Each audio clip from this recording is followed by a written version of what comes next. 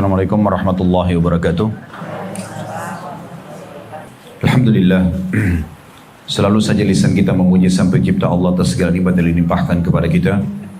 Dan sebagai seorang muslim kita sangat yakin Alhamdulillah adalah kalimat penghubung antara kita dengan Sang Pencipta Allah.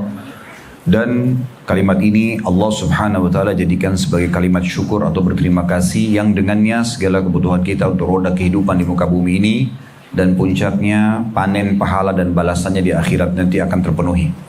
Oleh karena itu jadilah seorang muslim dan muslimah yang selalu membasahi lidah dan bibirnya dengan kalimat syukur Alhamdulillah. Selanjutnya kita panjatkan salam hormat kita kepada orang yang telah membawa kepada kita hukum halal haramnya Allah. Dan juga kita jadi tahu apa yang Allah perintahkan, apa yang Allah larang. Dan akhirnya kita bisa mendapatkan kebahagiaan di dunia ini karena tahu panduan hidup. Dan juga kita akan mendapatkan balasan terbaik di akhirat sana nanti. Manusia terbaik ini telah menghabiskan 23 tahun dari masa umurnya untuk menyampaikan agama Allah. 13 tahun di Mekah semuanya dengan hinaan, cacian dan puncaknya diusir dari kampung halamannya Mekah. Kemudian 10 tahun fase Madinah semuanya penerimaan penyempurnaan agama Allah. Dan mengucapkan satu kali salam hormat kepada manusia terbaik ini akan dibalas oleh Allah subhanahu wa ta'ala dengan 10 kali rahmat. Andai saja dibalik, kalau seandainya mengucapkan 10 kali salam hormat diberikan satu rahmat, maka sudah cukup. Karena rahmat Allah sangat luas, meliputi pemenuhan kebutuhan, pengampunan dosa, peninggian derajat, dan juga solusi dari permasalahan yang sedang dihadapi. Maka tentu itu sudah mencukupi bagi kita. Tapi Allah subhanahu wa ta'ala memberikan bagi orang yang mengucapkan satu kali salam hormat dibalas 10 kali rahmat. Oleh karena itu setelah memuji Allah subhanahu wa ta'ala, jadilah orang yang selalu mengucapkan salawat dan taslim kepada Nabi besar Muhammad sallallahu alaihi wa ala alihi wa sahbihi wasallam. Kita melanjutkan tema kita pada pertemuan yang lalu, membedah buku Meraih Pahala Besar dengan Amalan Ringan yang ditulis oleh Muhammad Khair Yusuf. Dan sudah kita jelaskan panjang lebar pembukaan buku ini. Saya ingatkan kembali bahwasanya dalam Islam, Bapak Ibu sekalian, kita diberikan kesempatan untuk meraih pahala buat diri kita dari apa yang kita kerjakan, dan kita bisa mendapatkan bonus juga tambahan rahmat, rezeki, pahala, derajat nanti di surga yang sangat tinggi dengan cara mengajak orang lain dan juga memaksimalkan amalan-amalan khusus yang memang pahalanya berlipat-lipat. Nah ini yang sedang kita fokus untuk bahas. Jadi kalau misalnya saya pergi sholat ke masjid, maka saya akan mendapatkan pahala buat saya. Tetapi Allah subhanahu wa ta'ala masih memberikan kesempatan buat kita meraih pahala ekstra dengan cara, misalnya di sholat jamaah itu kita datang lebih tepat, lebih cepat waktunya, sehingga kita bisa mendapatkan menjawab ucapan muadzin itu punya keutamaan sendiri. Kemudian juga kita sempat sholat qobliyah, maka ini punya keutamaan sendiri. Kemudian juga kita bisa meraih waktu mustajab antara azan dan iqamah, dan kita juga bisa meraih takbiratul ihram pertama imam. Karena kalau imam Allahu Akbar, takbiratul ihram pertama imam, itu sudah mulai pahala dicatat oleh para malaikat. Jadi akan beda pahalanya orang Allahu Akbar imam, dia juga sudah Allahu Akbar di belakangnya, dengan orang yang datang misalnya masbuk 1 rakaat atau 2 rakaat, tentu beda pahalanya. Nah ini kita bisa mendapatkan ekstra pahala dengan kita lebih jeli, datang lebih cepat sebagaimana saya kasih contoh tadi misalnya. Begitu juga kita bisa dapat ekstra pahala dengan mengajak orang lain. Jadi saya kalau misalnya mau sholat bisa share di grup ya. Misalnya kita punya grup keluarga atau teman-teman, kita share waktu sholat misalnya. Atau mengajak orang pada saat mau sholat. Mungkin pemilik perusahaan, mungkin seorang atasan di kantornya, dia bisa mengajak. Atau mungkin teman-teman dari kalangan ibu-ibu misalnya punya majelis taklim, dia mengajak. Bentar lagi waktu sholat, 10 menit lagi kita siap-siap yuk kita sholat. Misal, di antara 100 orang yang menerima pesan itu misalnya 1-2 orang saja. Oh iya tiba-tiba teringat lalu dia mengerjakan. Maka kita akan mendapatkan pahala orang yang sedang kita ajak itu tanpa dikurangi sedikit pun dari pahala dia. Jadi misalnya kita dikasih 100 pahala. maka kita akan mendapatkan 100 tambahan lagi yang diberikan kepada teman yang kita ajak karena kita mengajak dia. Jadi sebenarnya kita ini seperti seorang marketing. Produk kita adalah Islam. Kapan kita menawarkan Islam dan seluruh amali yang ada dalam Islam dan orang lain mengerjakannya, maka kita akan ikut panen pahala orang yang mencontohi kita. Nah, ini pola-pola yang sudah kita jelaskan di awal pembukaan buku ini, bagaimana kita bisa meraih ekstra pahala dibanding selain daripada apa yang biasa kita kerjakan. Jadi dengan cara kita memaksimalkan cari yang terbaik atau afdalnya, kemudian juga kita mengajak orang lain. Mirip dengan sekarang menjelang Ramadan.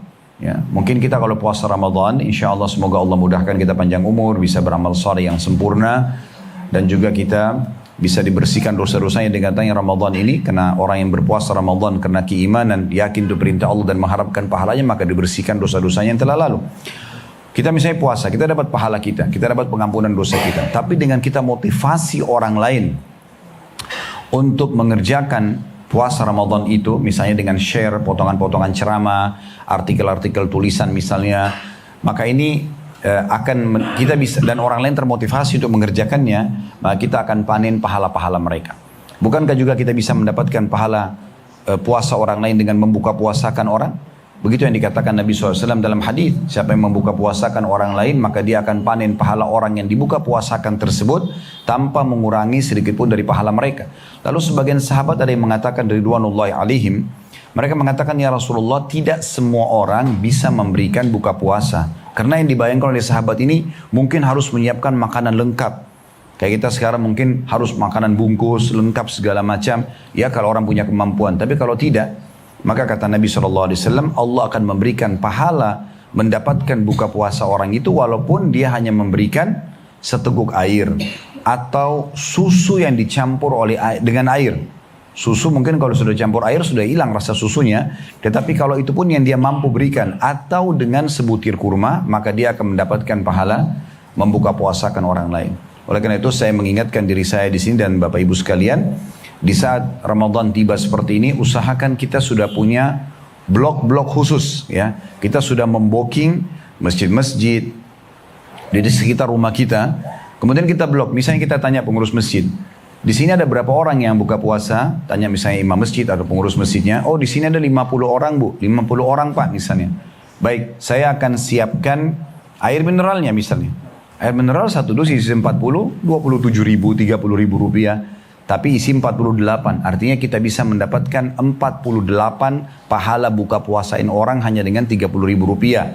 Kalau satu orang minum satu gelas air misalnya. Apalagi kalau kita bisa siapin kurma, kita bisa siapin yang lain, maka ada ekstra pahala karena berbuka puasa dengan kurma adalah sunnah Nabi SAW. Ini contohnya, bagaimana kalau kita blok misalnya semua masjid, satu masjid untuk 1 bulan. Misalnya kita nyumbang satu hari satu dus saja, 30 ribu rupiah misalnya untuk 48 gelas. Berarti kita punya 48 orang yang bisa kita raih pahala buka puasanya, kemudian dikali 1 bulan. Kalau kita bulatin 30 ribu, misal 30 hari puasa berarti cuma 900 ribu rupiah, kita bisa dapat pahala 48 per harinya kali 30. Itu kan sangat banyak sekali, ya.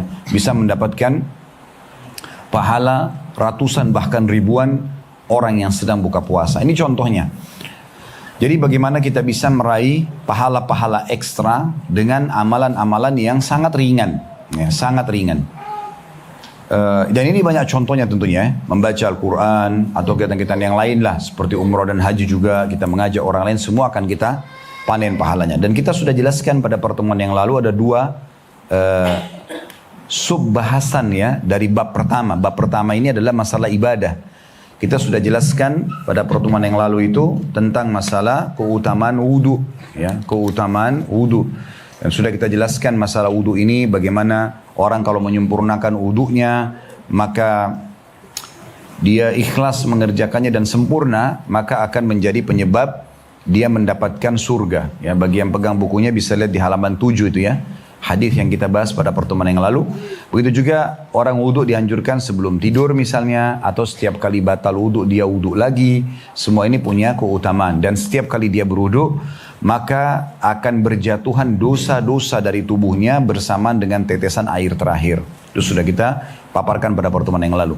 Juga kita sudah bahas subjudul yang lain di bab pertama ini masalah ibadah tentang keutamaan sholat sunnat al-fajr.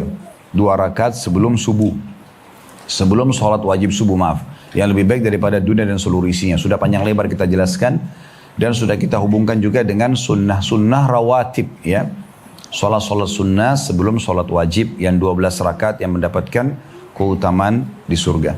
Kesempatan ini kita akan masuk sub bahasan yang ketiga dari bab pertama, yaitu tentang keutamaan sholat berjamaah.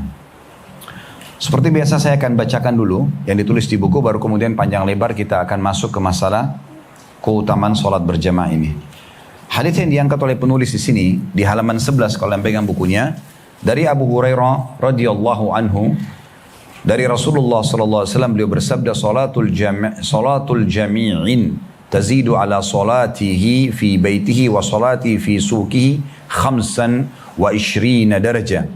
Fa inna ahadakum idza tawadda'a fa ahsana wa atal masjida la yuridu illa as-salah lam yakhtu khatwatan illa rafa'ahu Allahu biha darajah wa hatta anhu khati'atan hatta yadkhul al-masjid.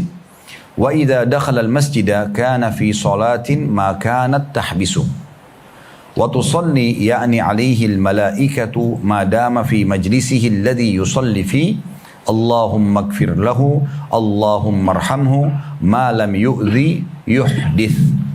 Terjemahannya, kata baginda Nabi SAW, pahala seseorang sholat berjamaah bertambah lebih banyak 25 derajat daripada sholat di rumah atau di pasar. Karena seseorang di antara kalian jika berwudu, ini sebabnya kenapa dia dapat kalau sholat berjamaah 25 derajat, ya. Karena seseorang di antara kalian jika berwudu lalu membaguskan dan menyempurnakan wudunya, lalu datang ke masjid hanya untuk sholat, maka tidaklah dia melangkah setiap langkah kakinya, melainkan Allah mengangkatnya 1 derajat. 1 langkah kaki 1 derajat di surga, dan menghapus darinya 1 langkah lagi 1 kesalahan sampai dia masuk ke masjid.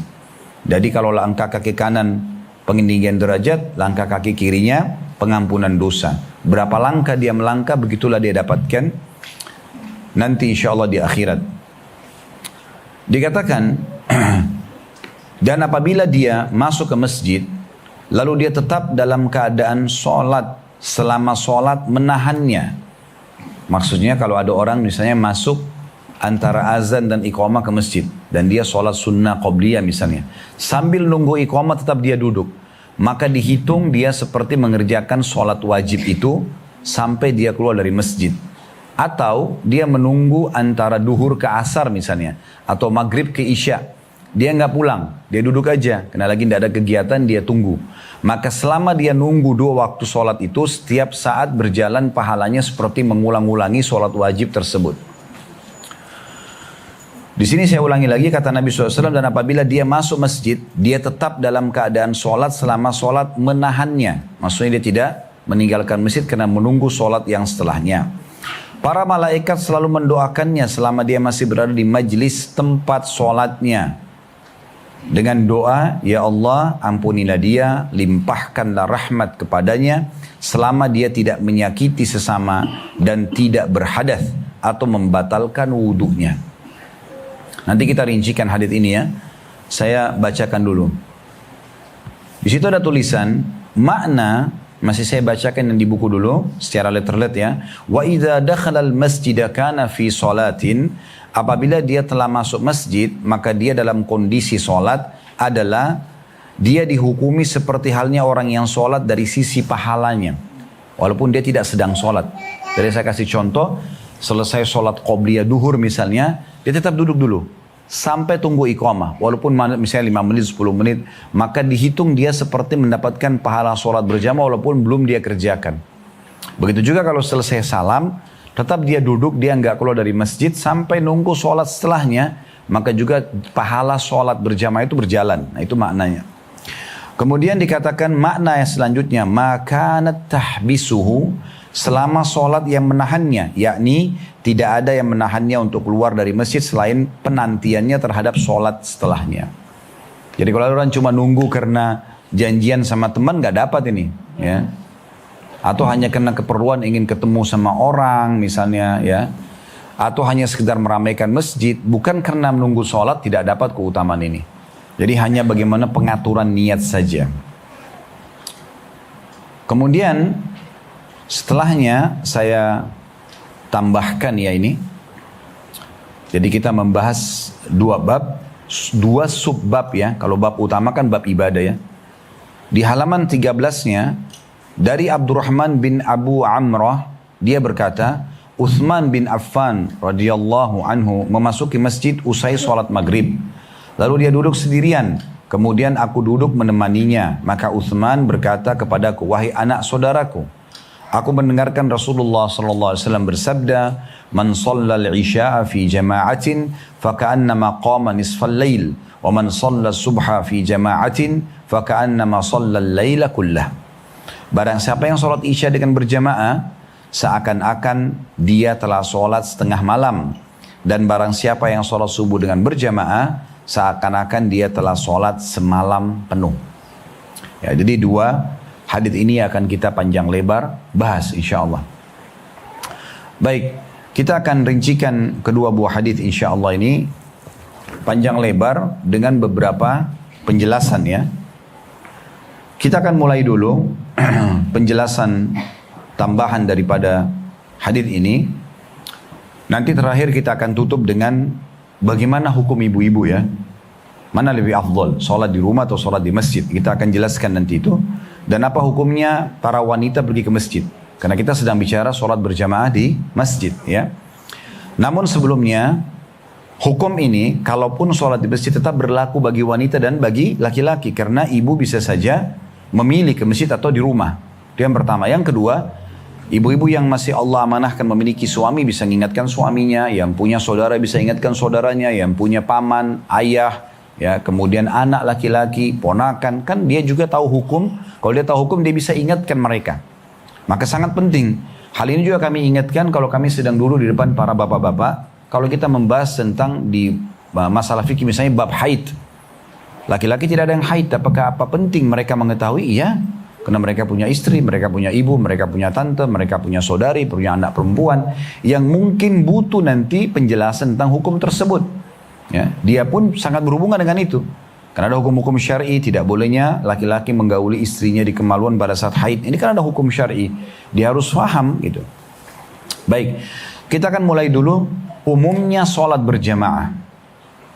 Yang pertama, sholat berjamaah itu kalau kita kerjakan, kita berarti menjalankan sunnah Rasulullah SAW. Ini penting sekali, ya, karena banyak orang menganggap remeh tentang sholat berjamaah. Sholat berjamaah ini, ya, baik di rumah ataupun di masjid, lebih afdal dikerjakan berjamaah. Ya. Ibu-ibu pun kalau mau sholat di rumah, tetap lebih afdal berjamaah. Mungkin ngajak, pembantu rumah tangganya, mungkin dia ngajak siapa yang ada di rumah bisa berjamaah, kecuali betul-betul ibu sendirian di rumah, ya apa boleh buat gitu kan. Tapi selama ada orang bisa diajak berjamaah, maka kerjakan secara berjamaah.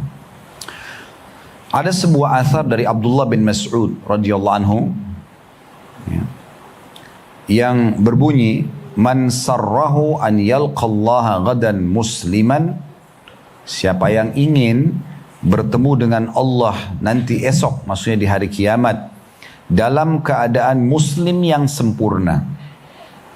Saya ulangi, barang siapa yang ingin bertemu dengan Allah nanti di hari kiamat dalam kondisi statusnya muslim yang sempurna, fal yuhafid ala haula'is salawat haitsu yunada bihin, maka dia seharusnya selalu menjaga sholat berjamaah ketika diseru untuk menghadirinya. Ketika disuruh untuk menghadirinya. Jadi begitu azan tidak ada aktivitas lain. Selesai, ditutup semuanya. Mau meeting miliaran pun, triliunan pun diberhentikan. Mau sepenting apapun pertemuan ya, atau kegiatan kita diberhentikan. Karena seruan azan hayya 'alas shalah, hayya 'alal falah, ayo mengerjakan solat, ayo menuju kepada kemenangan, ini adalah seruan dari Sang Pencipta Allah secara langsung. Muadzin itu hanya perantara. Oleh karena itu siapapun muadzinnya, mau orang Arab, mau orang Melayu, mau orang hitam dari Afrika, mau orang bule di Eropa dan Amerika sana, sama saja seruannya. Jadi sebenarnya kita sedang menjawab seruan Sang Pencipta Allah Subhanahu wa taala. Setiap orang salat akan mendapatkan kemenangan. Begitulah yang diucapkan setiap muadzin, hayya 'alas shalah, hayya 'alal falah. Maka di sini dikatakan dalam hadis, ya, siapa yang ingin bertemu dengan Allah di hari kiamat nanti dalam kondisi statusnya muslim yang sempurna, maka dia harusnya menjaga salat-salat wajib tersebut, ya, ketika diseru untuk menghadirinya secara berjamaah. Kemudian fa innallaha syara'a li nabiyyikum sallallahu alaihi wasallam sunanal huda. Ketahuilah, kata Abdullah bin Mas'ud radhiyallahu anhu, sesungguhnya Allah telah mensyariatkan bagi nabi kalian petunjuk-petunjuk yang baik. Wa innahunna min sunanil huda. Dan ketahuilah, menjaga salat berjamaah itu adalah termasuk petunjuk-petunjuk Nabi yang baik. Begitu azan, salat, ya, gitu. Maksudnya ini berjamaah maksudnya. Walau annakum sallaitum fi buyutikum kama yusalli hadzal mutakhallifu fi baitihi la taraktum sunnata nabiyyikum walau taraktum sunnata nabiyyikum la dhalaltum. Kalau seandainya, kata Abdullah bin Mas'ud, kalian malah salat di rumah kalian, dan sebagaimana yang banyak orang-orang lalai mengerjakannya, maksudnya azan tidak mau ke masjid. Ini masih bicara secara umum ya, terutama kaum laki-laki. Sengaja dia nggak mau ke masjid, sudah dengar azan. Maka kata beliau, maka kalian telah meninggalkan petunjuk yang baik dari Nabi kalian. Dan kalau kalian meninggalkan petunjuk yang baik dari Nabi kalian, berarti kalian telah sesat. Jauh dari ajaran yang benar. Maka ini yang disebutkan oleh Abdullah bin Mas'ud radhiyallahu anhu. Ibnu Allan Asy-Syafi'i rahimahullah, ini seorang ulama dalam madhab Syafi'iyah, menanggapi hadis ini. Beliau mengatakan, jika kalian melaksanakan sholat di rumah kalian, makna hadis ya, wahai para laki-laki terutama, jika kalian sholat di rumah kalian, ya, yang dimaksud adalah sholat wajib sendirian, atau bagi laki-laki mengerjakan sholat berjamaah tapi di rumah, nggak ke masjid dia, laki-lakinya ya, sehingga tidak nampaklah syiar Islam karena sedikitnya orang yang hadir ke masjid, sebagaimana itu dilakukan oleh orang-orang yang betul-betul meremehkan perintah ini, maka kalian berarti telah meninggalkan ajaran Nabi kalian yang memerintahkan untuk menampakkan syiar sholat berjamaah di masjid. Jika kalian melakukan seperti ini, niscaya kalian akan sesat. Sesat adalah lawan mendapatkan petunjuk. Tentu jangan disalahpahami makna sesat di sini ya. Maksudnya adalah sesat lawan petunjuk. Banyak orang subhanallah kadang-kadang menganggap kan itu cuman sunnah. Misal, kalaupun orang menganggap sholat berjamaah di masjid berpegang pada pendapat yang mengatakan misalnya sunnah, tetap aja sunnah harus dikerjakan. Dan pendapat yang paling kuat adalah pendapat jumhur ulama yang mengatakan bagi laki-laki wajib sholat berjamaah di masjid. Kecuali orang punya uzur, sakit misalnya, dia ketiduran, atau ada uzur, musafir, uzur. Tapi kalau tidak ada uzur, maka tidak boleh dia sholat di rumah. Ya, tidak boleh dia sholat di rumah. Karena ada sebuah hadis yang sahih, di mana Nabi SAW mengatakan, kurang lebih makna terjemahannya, saya ingin sekali, kata Nabi SAW, menyuruh seseorang untuk menjadi imam, dan memerintahkan muadzin untuk mengiqamahkan salat, ya, mengumandangkan iqamah salat. Kemudian aku keluar dan membawa kayu bakar dan membakar rumah-rumah orang atau kaum laki-laki yang tidak ikut berjamaah. Maka Imam Ahmad rahimahullah dari riwayat ini mengatakan, berarti salat berjamaah di masjid bagi laki-laki hukumnya wajib. Karena Nabi SAW mengancam akan membakar rumah orang yang tidak pergi salat berjamaah di masjid, ya. Ini pendapat jumhur ulama di antara Imam Ahmad rahimahullah. Tapi dalam madhab Syafi'iyah ada pendapat Imam Syafi'i mengatakan sunnah muakkadah, sunnah yang sangat ditekankan. Ya, karena beranjak daripada hadis tadi yang kita bacakan ya. Salat seseorang di antara kalian di masjid lebih afdal 25 derajat dibandingkan salat di rumahnya atau di pasarnya. Hadis ini tidak ada ancaman. Ya, maka Imam Syafi'i mengatakan rahimahullah berarti sunnah muakkadah, sunnah yang sangat ditekan. Tapi walaupun sunnah tetap tidak boleh ditinggalkan. Ya, maka ini perlu ditekankan tentunya. Kemudian hal yang kedua harus diperhatikan, hadis yang baru saja kita pelajari.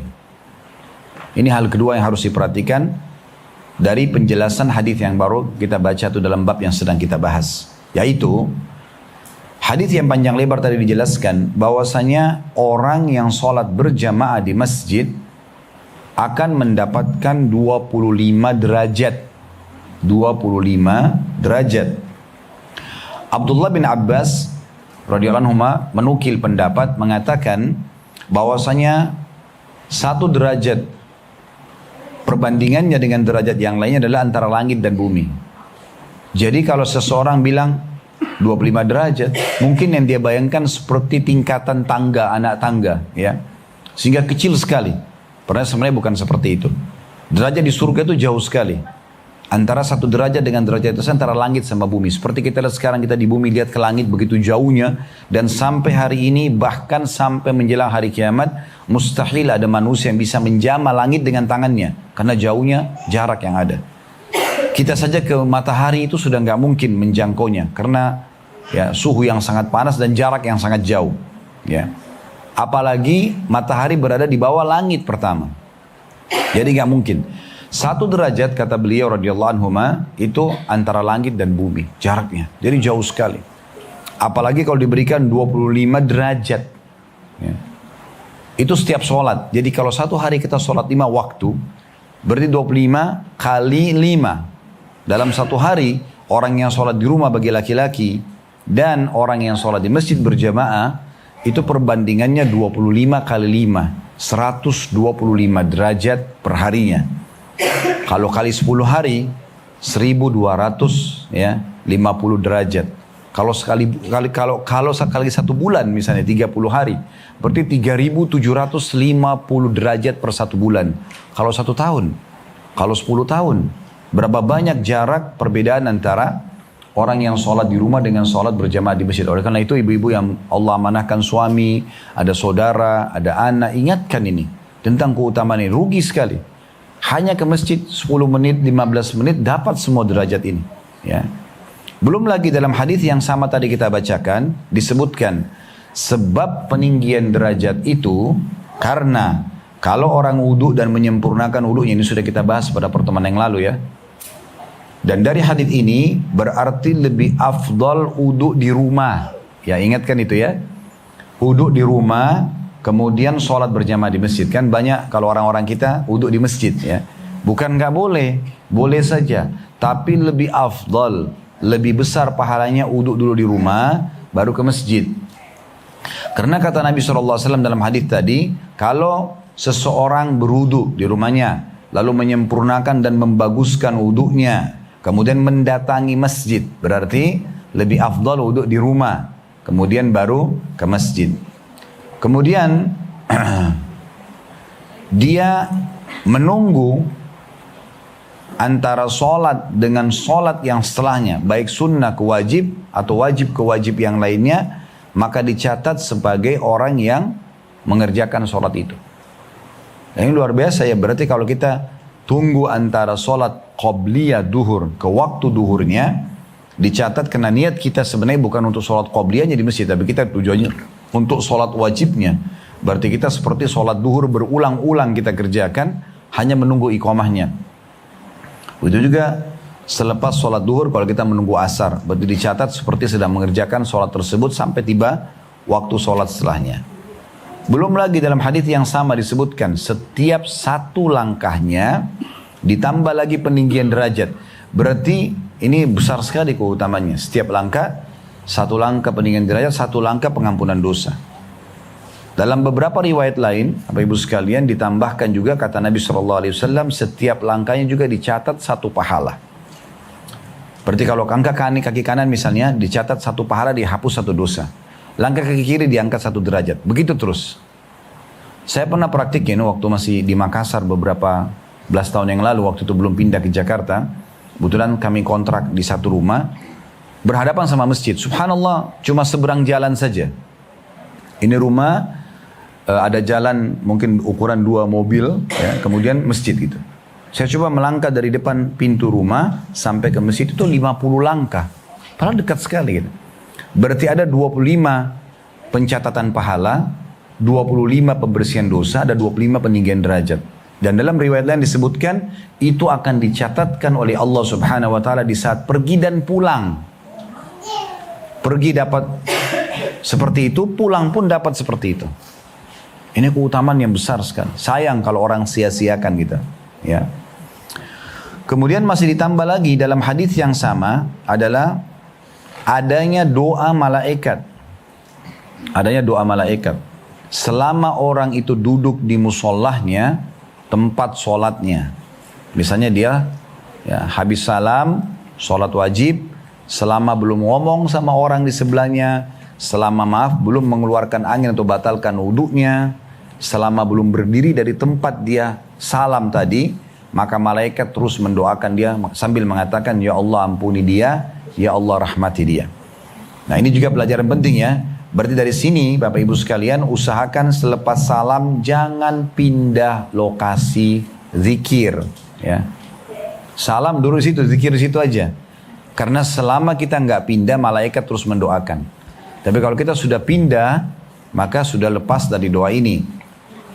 Atau membatalkan wudhu tadi, ya. Kadang-kadang ada orang begitu di tempat, di sejadahnya keluarin angin misalnya.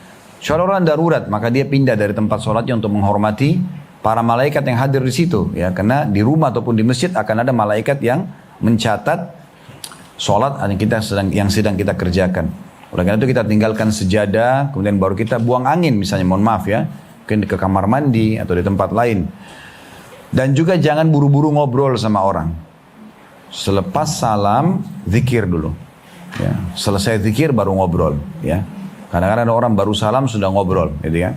Padahal sebenarnya ini semua bisa memberhentikan doa malaikat. Ini hal kedua yang kami ingin titik beratkan tentang masalah, ya, keutamaan atau penjelasan daripada hadis tadi. Poin yang ketiga, kita tambahkan berhubungan dengan penjelasan hadis tadi yang kita bahas, ya. Bahwasanya sholat berjamaah itu akan membersihkan dosa-dosa. Membersihkan dosa-dosa. Karena dalam hadis Uthman bin Affan radhiyallahu anhu, beliau menyampaikan dan mendengarkan secara langsung bahwa Rasulullah sallallahu alaihi wasallam bersabda, "Man tawadda'a lis-salati fa asbagal wudu." Barang siapa yang berwudu untuk mengerjakan sholat dan dia membaguskan wudunya. Ini saya ingatkan kembali, sudah saya jelaskan pada pertemuan kita perdana yang lalu, ya. Wudu, Bapak Ibu sekalian, jangan tergesa-gesa. Nikmati setiap anggota tubuh yang diperintahkan untuk dibasuh, ya. Telapak tangan ada batas minimal, kalau bisa dilebihkan, sudah kita jelaskan pertemuan yang lalu, ya. Jadi kalau misalnya telapak tangan batas minimal, Bapak Ibu dianjurkan melebihkan, ya. Kemudian juga siku batas minimal kita lebihkan, mata kaki batas minimal lebihkan. Karena kata Nabi SAW, nanti, ya, aku akan mengenal umatku di hari kiamat dari cahaya yang keluar dari anggota tubuh yang tersentuh air wudu. Maka siapa yang bisa memanjangkan cahayanya itu lakukanlah. Dan Abu Hurairah menyampaikan radhiyallahu anhu, perhiasan seorang mukmin di hari kiamat nanti akan memenuhi seluruh anggota tubuh yang tersentuh dengan air wudunya, ya. Ini sudah kita singgung pada pertemuan lalu, tapi saya ingatkan kembali. Karena dalam hadis yang kita ingatkan di poin ketiga ini, siapa yang wudu kemudian menyempurnakan wudunya, thumma masya ila salatil maktubah, kemudian dia datang untuk mengerjakan solat 5 waktu, fasallaha ma'an nas au ma'al jamaah, lalu dia mengerjakan bersama orang-orang atau secara berjamaah, au fil masjid, atau di masjid, ya, ghafarallahu lahu dzunubah, Allah akan maafkan kesalahan-kesalahannya. Allah akan maafkan kesalahan-kesalahannya. Hadis ini diriwayatkan oleh Imam Muslim, ya. Kalau tadi hadis yang kita sudah bahas tadi itu kan hadis riwayat Bukhari dan Muslim. Ya. Kemudian poin yang keempat yang ingin kita titik beratkan penjelasan tentang masalah hadis tadi yang kita bahas ya, tentang sholat berjamaah. Ada beberapa lafaz hadis Bapak Ibu sekalian berhubungan dengan sholat berjamaah. Tadi yang kita bacakan adalah mendapatkan 25 derajat ya gitu ya. Ada hadis yang lain menjelaskan, dan hadis ini diriwayatkan oleh Bukhari Muslim dari hadis Abdullah bin Umar radhiyallahu anhuma bahwa Rasulullah sallallahu alaihi wasallam bersabda, "Shalatul jama'ati afdalu min salatil fadhi bi 27 derajat." Salat berjamaah itu lebih afdal, lebih utama daripada salat sendirian, perbedaannya 27 derajat. Kalau tadi hadis yang kita baca di buku kita 25 derajat. Jadi ada riwayat lain Bukhari Muslim 27 derajat. Ini berarti lebih banyak lagi, lebih 2 derajat dari hadis tadi ya. Kalau tadi sudah kita hitungkan, kalau 25 derajat sholat berjamaah, berarti kali 1 hari 5 kali sholat berjamaah, berarti 125 derajat perbandingan antara orang sholat sendiri dengan sholat berjamaah. Ini berarti 27 derajat lebih tinggi lagi. Ya. Dalam riwayat lain, riwayat ini disebutkan oleh Ibnu Majah dan juga atau diriwayatkan oleh Ibnu Majah dan Abu Daud, tentu dengan sanad sahih. Kata Nabi SAW, "As-salatu fi jama'atin ta'dilu 25 salat." Salat berjamaah ya, itu akan lebih besar 25 kali lipat dibandingkan salat sendirian ya.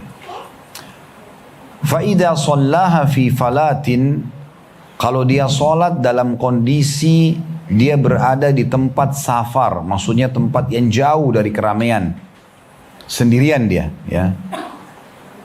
Fa'atamma ruku'aha wa sujudaha, dia sempurnakan ruku' dan sujudnya, balagat 50 salatan, akan dinilai 50 kali lipat salat ya.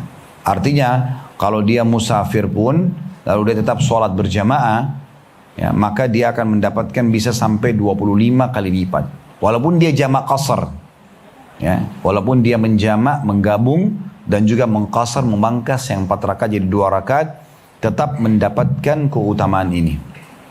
Tetap mendapatkan keutamaan ini. Nah, ini butuh sedikit penjelasan Bapak Ibu sekalian. Penjelasannya adalah bahwasanya orang yang sholat berjamaah, rasionalnya ini ya, kalau seandainya ada orang yang ditawarkan bekerja di satu perusahaan, perusahaan A dan perusahaan B, waktunya sama, jarak tempuhnya sama, jenis pekerjaannya sama ya, tetapi beda dari sisi gajinya. Perusahaan A memberikan kita 1 juta rupiah, perusahaan B memberikan kita 25 juta rupiah.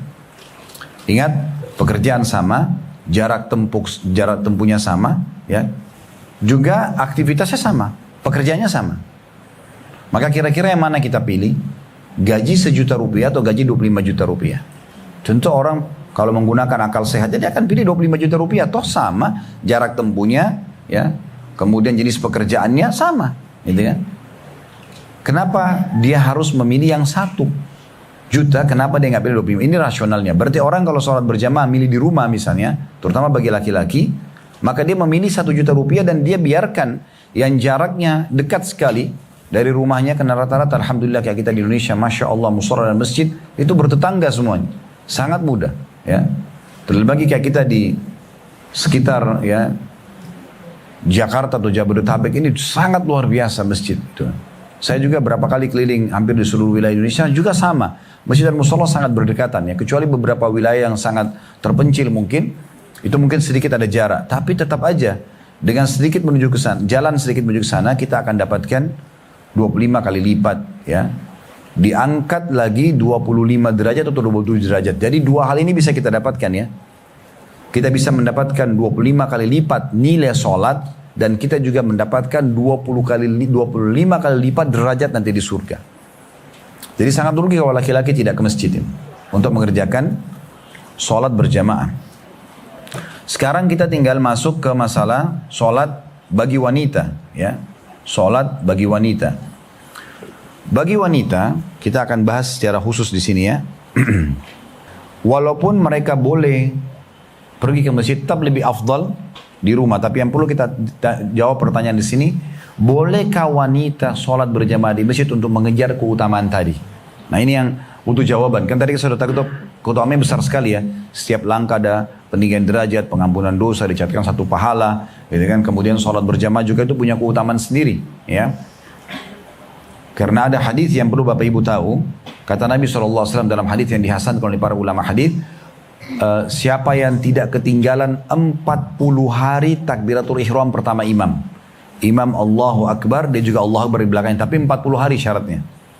Subuh, duhur, asar, maghrib, isya. Selama 40 hari, maka dipastikan kata Nabi SAW dia akan selamat dari ya, neraka dan juga selamat dari sifat kemunafikan. Selamat dari itu. Ya. Sampai ada seorang, ini kisah nyata, tapi ini salah satu contoh saja. Di Jeddah beberapa waktu yang lalu di salah satu kota di Saudi, ada satu imam masjid, beliau sekaligus juga seorang ulama di sana. Kedatangan seorang anak muda yang kelihatannya anak muda dari penampilannya masih jauh dari agama, tapi dia ingin melamar anaknya imam ini, ya syekh ini. Maka syekhnya memberikan syarat, kalau kau ingin melamar anak saya memberikan syarat dan saya akan terima lamaran kamu kalau kamu memenuhi syarat itu. Yaitu kamu harus hadir 40 hari sholat di masjid ini bersama saya, berjamaah. Saya ingin lihat, begitu salam kamu ada di situ. Atau begitu saya sebelum takbiratul ihram saya balik ke kamu, saya akan lihat kamu ada selama 40 hari. Kalau kamu penuhi itu, kamu akan saya terima lamarannya. Maka anak muda ini cerita. Dia bilang, saya semangat mengerjakan sholat berjamaah di beberapa hari pertama, tujuannya ria. Tujuannya hanya untuk mau melamar anaknya syekh ini. Bukan karena ingin mengejar keutamanya. Tapi subhanallah dia bilang, begitu sudah lewat 5-6 hari, hari ke-7, berubah. Tiba-tiba hati saya memang sudah mulai terikat dengan masjid. Merasa nyaman. 10 hari, 20 hari. Begitu sudah full 40 hari, dia bilang, saya tidak ketinggalan takbiratul ihram pertama imam itu. Maka benar-benar saya ya merasa mau diterima lamaran atau tidak, tetap aja saya tidak akan tinggalkan sholat berjamaah itu. Artinya apa yang Nabi SAW sampaikan, dihilangkan sifat kemunafikan, pura-pura aja sholat, karena itu ciri orang munafik, hilang dari dia. Dan ini keutamaan tersendiri tentunya ya. Nah sekarang yang perlu kita titik beratkan, tentang masalah sholatnya wanita. Ya. Dimulai daripada hadis Nabi SAW. Hadis Nabi SAW, kalau wanita itu dalam hadis yang sahih riwayat Ahmad ya, innaman nisa'u syaqa'ikur rijal. Sesungguhnya wanita itu adalah bagian daripada pria. Apa maksudnya? Maksudnya kalau seandainya ada amalan-amalan yang masih boleh wanita ikut terlibat di situ, maka dia boleh melakukannya. Seperti contoh, sholat berjamaah di masjid. Walaupun wanita lebih afdal di rumah, tetap boleh mereka sholat di masjid. Ya. Jadi ibu-ibu mungkin yang punya kesempatan untuk sholat di masjid bisa dilakukan. Apalagi kalau masjid dekat rumah, memungkinkan. Tidak ada anak kecil yang menyibukkan dia. Ya, kalau dia bawa ke masjid mungkin mengganggu misalnya. Atau tidak ada suami yang lagi sakit di rumah yang dia harus layani misalnya. Atau memang mungkin suami sangat buru-buru selepas sholat berjamaah pulang ke rumah dia harus segera makan. Maka ibu mungkin kalau ke masjid telat menyiapkan makannya. Contoh misalnya, dia lagi lowong. Apalagi di saat orang sudah berumur ya. Mungkin anak-anak semua sudah dewasa, sudah pada mandiri masing-masing. Dia hanya sama suaminya berdua, suaminya sholat berjamaah di masjid, boleh saja dia ikut. Intinya sebenarnya bagi wanita boleh saja mengerjakan apa yang laki-laki kerjakan ya, dan itu dibolehkan. Dan dijelaskan ya, dalam riwayat-riwayat yang lain bahwasanya Nabi SAW menyebutkan la tamna'u nisa'akum al-masajida wa buyutuhunna khairun lahunna. Jangan pernah kalian melarang istri-istri kalian untuk sholat ke masjid, namun sholat di rumah bagi mereka tetap lebih baik. Hadis riwayat Abu Daud. Berarti poin yang pertama harus difahami bagi ibu-ibu, boleh sholat berjamaah ke masjid, ya. Tapi tidak, hukumnya bukan seperti laki-laki. Laki-laki kan tadi wajib ya. Kalau perempuan hukumnya sunnah saja. Artinya kalau ibu punya opsi pilihan antara sholat di masjid atau sholat di rumah, dan kebetulan memang di rumah lagi tidak ada kewajiban-kewajiban yang wajib ibu penuhi, ya seperti yang sudah saya jelaskan, ya ada anak kecil yang harus diurus misalnya, ya, atau ada masakan yang ibu harus siapkan segera selepas salam sholat berjamaah di sini, mungkin suami langsung pulang makan, ya, maka ibu boleh ke masjid, ya. Atau ada suami yang sedang sakit di rumah, anak yang sedang sakit, maka ini ada uzur. Tapi kalau lagi lowong, maka kerjakan ke masjid. Ini juga hukumnya berlaku kalau ibu lagi ada di 2 wilayah atau 3 wilayah mulia, Mekah, Madinah, dan ya, Aqsa, Palestina. Bagi yang bukan mukim di sana, tetap lebih baik ke masjid, ya. Walaupun afdal sholat di rumah. Tapi ini tidak dianjuran ulama agar tidak dilakukan bagi orang yang musafir. Kan kita datang ke sana musafir, ya. Jarang sekali kita ada di Mekah dan Madinah. Maka sholat aja berjamaah di masjid. Makanya pengurus Masjidil Haram, Madinah dan Mekah, juga pengurus Masjid Aqsa, menyediakan tetap tempat sholat untuk wanita walaupun sholat Jumat. Sholat Jumat kan hukumnya sunnah bagi wanita, ya. Kalau ada yang tanya, boleh nggak wanita ikut sholat Jumat? Boleh, tapi hukumnya sunnah bagi mereka. Wajib tetap duhur di rumahnya. Tapi kalau mau ikut sholat berjamaah di masjid Jumat, boleh nggak? Boleh. Makanya di hari Jumat itu di Masjid Haram Mekah penuh ibu-ibu gitu. Di Masjid Madinah, musola yang dipakai oleh ibu tidak digantikan oleh laki-laki. Di Masjid Aqsa juga begitu. Kami berapa kali dapatkan sholat Jumat di sana pada saat bimbing jemaah, ya, di travel yang Allah amanahkan ini, maka juga sama. Berapa kali kami dapat hari Jumat, ternyata hari Jumat itu ada ibu-ibu yang sholat berjamaah, dan itu tidak masalah, ya. Jadi mereka boleh sholat berjamaah di masjid. Tapi kata Nabi SAW, hanya saja rumah mereka lebih baik buat mereka. Rumah mereka lebih baik buat mereka, ya. Kalau ada di antara ibu-ibu yang mau sholat di masjid, paling tidak penuhi 3 syarat. Paling tidak penuhi, kalau bukan 3 sih ya, 5 syarat mungkin, ya. Syarat yang pertama, itu harus izin dulu. Izin suami kalau ada suami, dan izin dengan walinya atau mahramnya, ya. Kayak dia izin dari ayahnya kalau sebelum menikah, ya. Atau jadi janda misalnya, maaf. Kemudian dia izin sama walinya, ayahnya, kakak kandungnya atau adik kandungnya yang menjadi mahram yang sudah balik. Kemudian juga pamannya, pengganti ayahnya, maka dia izin. Sesuai dengan hadis Nabi SAW, idza sta'dzanakum nisa'ukum ilal masajidi fa'dzanu lahunna. Jika istri kalian izin pada kalian untuk ke masjid, maka izinkanlah mereka. Hadis riwayat Muslim. An-Nawawi membawa hadis ini dan mengatakan bab khusus keluarnya wanita ke masjid jika tidak menimbulkan fitnah dan selama tidak menggunakan harum-haruman. Itu babnya Imam Nawawi rahimahullah. Tapi dari hadis ini kita bisa lihat berarti wanita izin dulu kalau mau keluar ke masjid. Apakah saya kalau ke masjid dapat semua keutamaan tadi Ustaz? Setiap langkah pengampunan dosa, peninggian derajat, pencatatan 1 pahala, dan itu keutamaan tidak luput dari takbiratul ihram pertama imam? Iya, dapat semuanya. Tapi kalau ibu sholat di rumah tetap lebih afdal bagi ibu.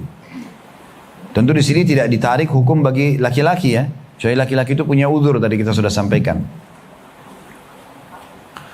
Dalam riwayat yang lain dari Abdullah bin Umar radhiyallahu anhuma, bahwasanya aku mendengarkan Rasulullah SAW bersabda, la tamna'u nisa'akum al-masajida idza sta'dzanakum, ya, idza sta'dzannakum ilaiha.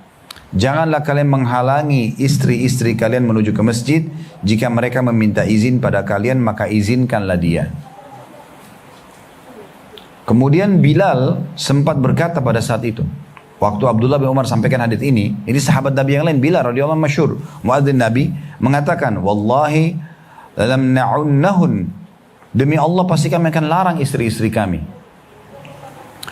Maka Abdullah bin Umar pada saat itu pertama kali marah dengan Bilal dan marah dengan sangat luar biasa. Beliau mengatakan kepada Bilal, ya, aku mengatakan dan mengabarkan kepadamu hadis Rasulullah SAW, lalu kau mengatakan kami demi Allah akan melarang istri-istri kami. Nabi SAW tidak melarang mereka untuk ke masjid. Kenapa kamu larang? Gitu kan? Maka berarti di sini poin pertama tentang masalah izin, harus izin, ya. Dan ini sebenarnya masuk juga dalam umumnya, ya. Kalau seorang istri kalau mau keluar, mau kemana saja wajib izin sama suaminya, ya. Dan ini tentu izin kalau hal-hal yang dibolehkan dalam agama.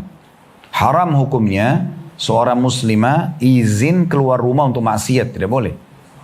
Dia bilang sama suaminya, saya mau pergi ke rumah teman saya, tapi dia tahu ke rumah temannya nanti buat maksiat, itu tidak boleh.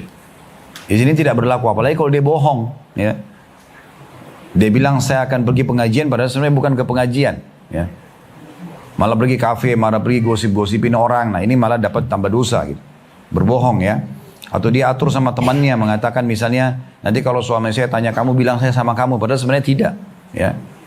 Ini haram. Tapi kalau dia izin untuk kebaikan kayak silaturahim keluarga, hadiri majelis taklim, sholat berjamaah di masjid, jenguk orang sakit, ya.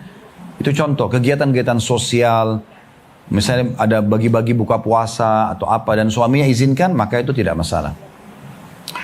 Yang kedua yang harus diperhatikan adalah tidak boleh pakai wangi-wangian menuju ke masjid ini, ya. Kecuali memang yang dasarnya melekat di tubuh, ya. Kayak misalnya ibu-ibu mandi habis pakai sampo, pakai sabun, oke saja, gak ada masalah. Atau hand body, ya.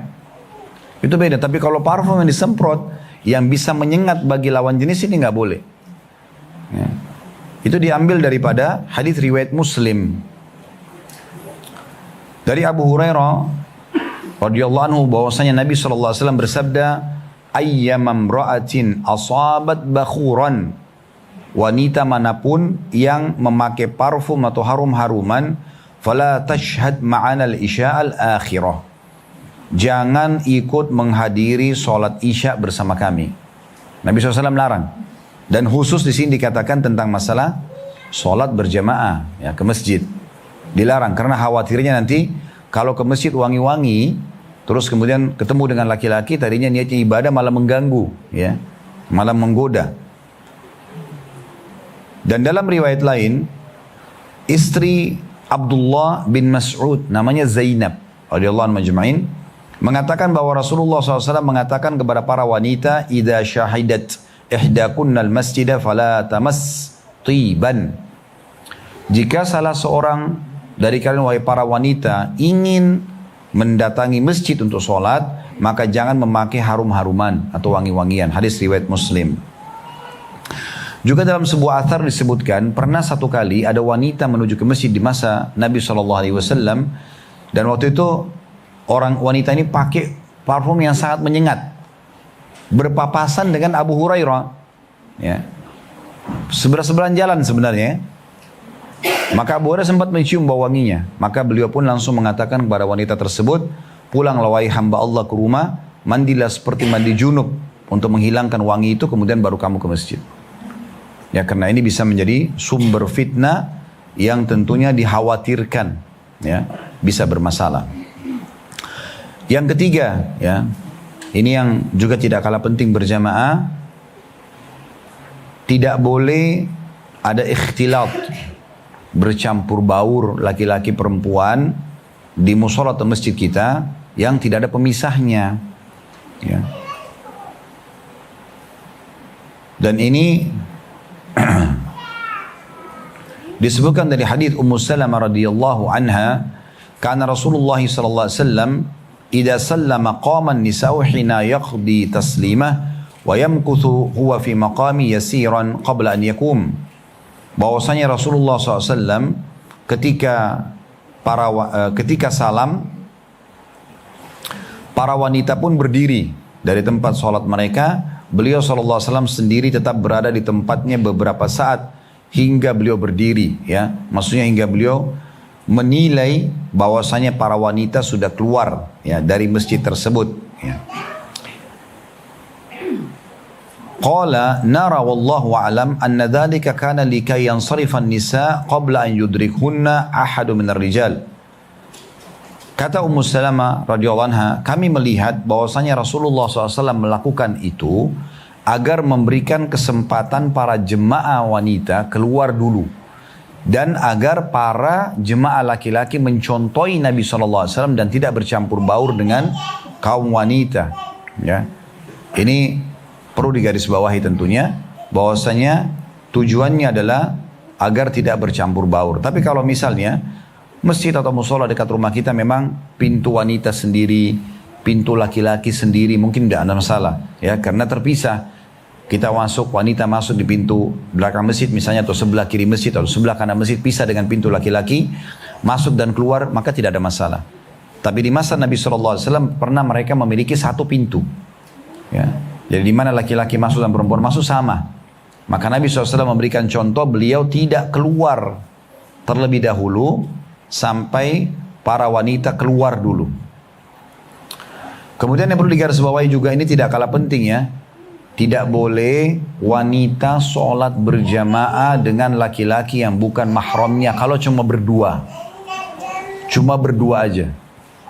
Misalnya ibu masuk ke musola atau masjid, nggak ada orang sama sekali kecuali ibu sama satu bapak itu nggak dikenal, bukan mahram kita, maka itu tidak dibolehkan ya. Itu sesuai dengan hadis Nabi SAW yang umum ya, hadis riwayat Ahmad, dan ini disahihkan oleh Syekh Ar-Aranud. Ala la yakhluwanna rajulun bimra'atin la tahillu lah. Sungguhnya setiap laki-laki tidak boleh berduaan sama wanita yang tidak halal bagi dia. Fa inna thalithuhuma syaitan illa mahram. Sesungguhnya yang ketiganya pasti syaitan ya, kecuali mahramnya.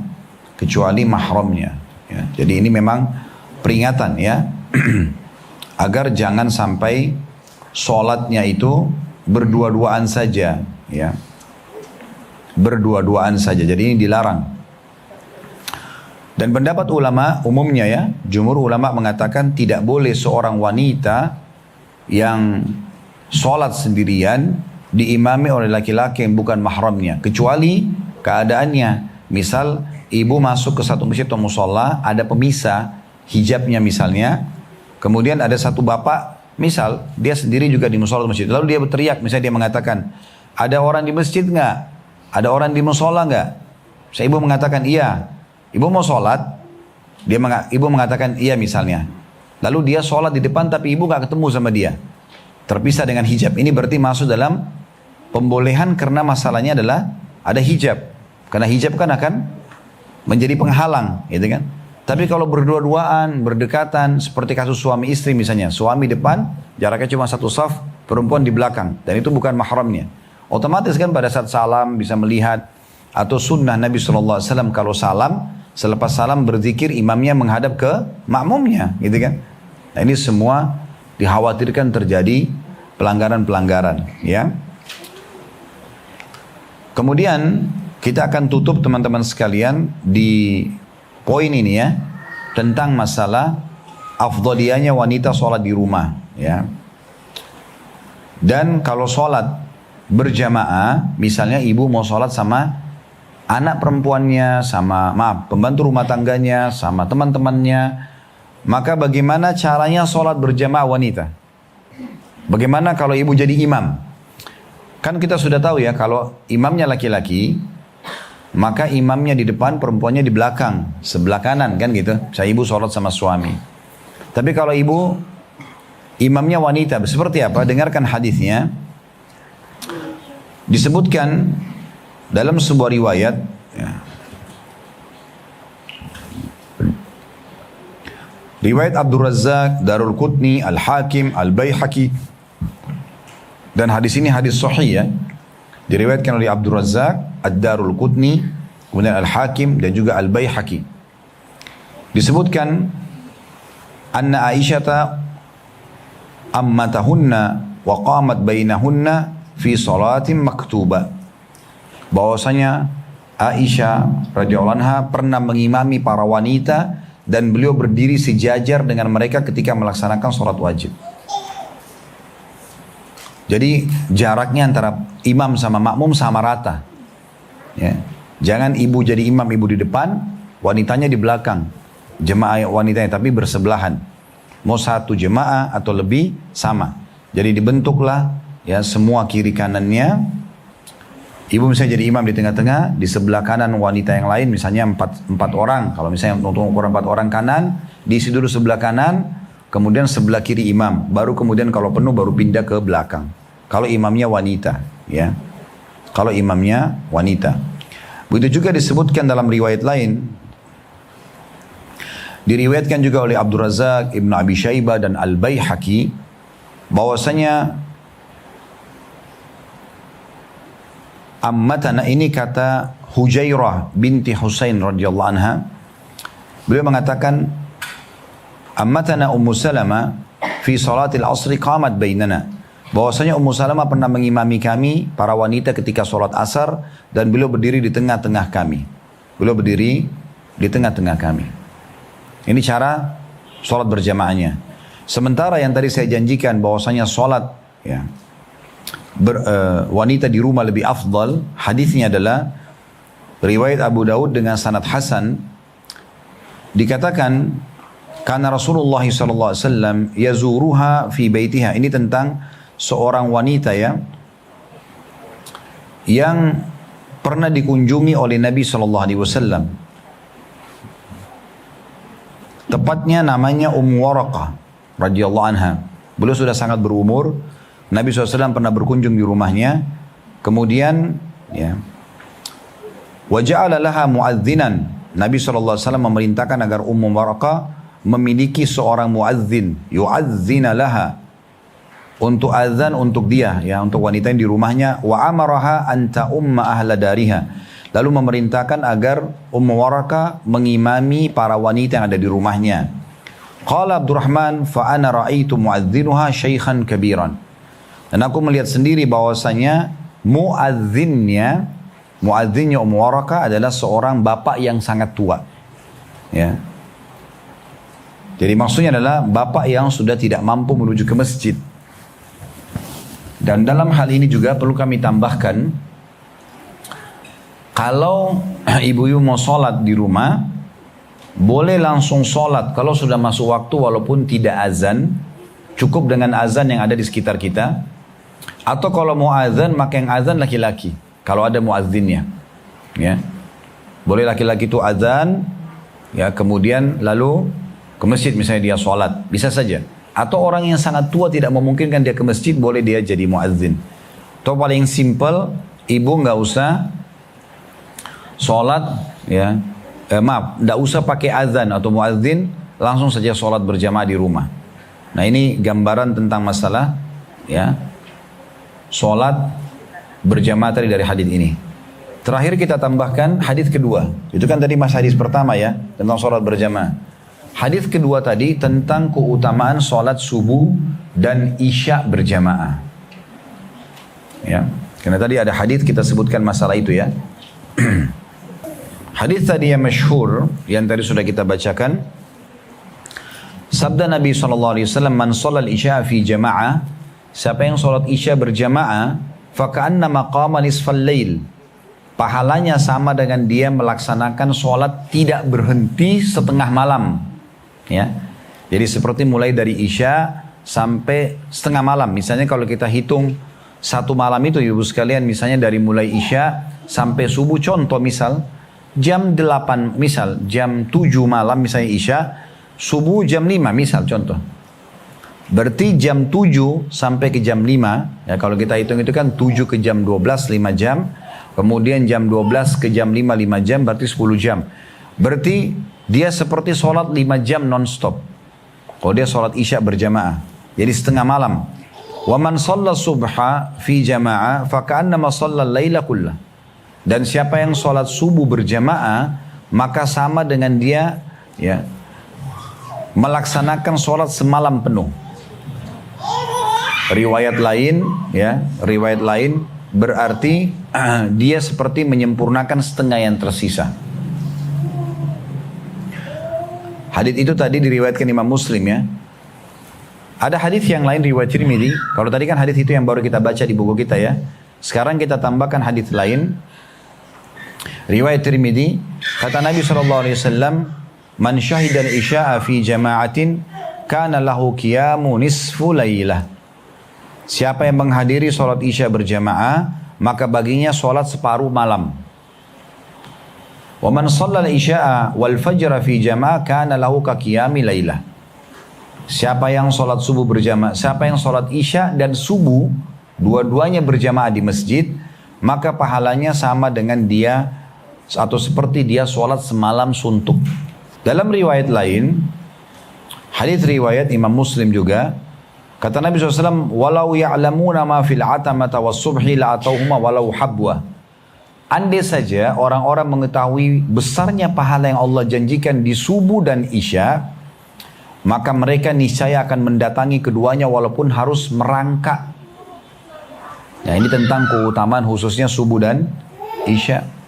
Dan disebutkan dalam riwayat lain, memang dua sholat ini kenapa diberikan keutamaan yang lebih besar dibandingkan sholat lainnya, subuh dan isya, karena dua sholat ini sholat yang paling berat bagi orang munafik. Sholat yang paling berat bagi orang munafik. Ya. Orang munafik itu kalau waktu isya mereka sudah tidur, ya, di zaman Nabi SAW, di masa sekarang mungkin mereka lebih lalai, banyak kegiatan yang lain, mereka tidak kerjakan isya, di waktu subuh juga mereka tidur. Oleh karena itu diberikan keutamaan lebih dalam masalah ini. Sebagaimana hadis riwayat Imam Bukhari Muslim, kata Nabi SAW, "Laisa salatu azkaru alal munafiqina min salatil fajri wal isya." Ketahuilah tidak ada solat yang lebih berat bagi seorang yang munafik dibandingkan solat subuh dan solat isya. Walau ya'lamuna ma fihima la'atauhuma walau habwa. Dan kalau mereka mengetahui apa yang Allah janjikan di kedua solat itu, mereka akan mendatanginya walaupun merangkak. Nah, hadits ini yang tadi, yang subbab yang kedua ya. Tadi subbab pertama kita bahas tentang keutamaan sholat berjamaah dengan segala macam rinciannya. Sekarang kita masuk tentang rincian lebih dalam tentang keutamaan 5 waktu sholat ya. Jadi dari 5 waktu sholat ini yang paling afdal adalah subuh. Ya. Kalau dari hadits ini ya, subuh, ya, kemudian isya, lalu asar, lalu duhur. Ya, lalu maghrib dan duhur. Karena memang hadits Nabi SAW tadi menyebutkan sholat isya dan subuh paling berat bagi orang munafik, plus lagi ya, kalau sholat ini memang seperti mengerjakan setengah malam kalau dikerjakan isyanya, kalau dikerjakan subuhnya berarti melengkapkan setengah tersisa.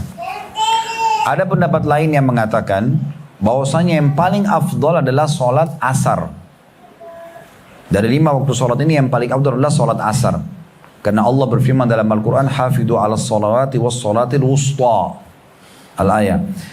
Jagalah sholat kalian ya, dan terutama sholat pertengahan. Pendapat ulama banyak tentang masalah sholat pertengahan, tapi yang paling kuat adalah mengatakan sholat asar. Maksudnya pertengahan. Subuh sama duhur dianggap seperti sholat pagi, maghrib dan isya sholat malam. Di waktu malam maksudnya. Jadi asar tengah-tengah. Dan ada hadis Nabi SAW yang berbunyi, siapa yang ketinggalan sholat asar, maka seperti dia sudah kehilangan seluruh dunia dan apapun yang dia miliki.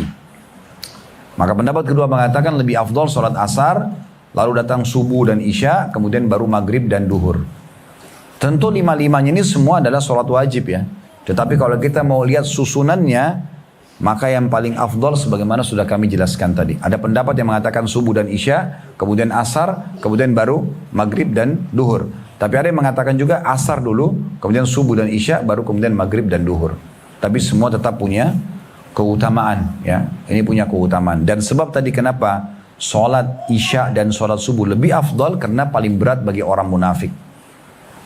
Sebagai tambahan juga informasi, perlu Bapak Ibu garis bawahi,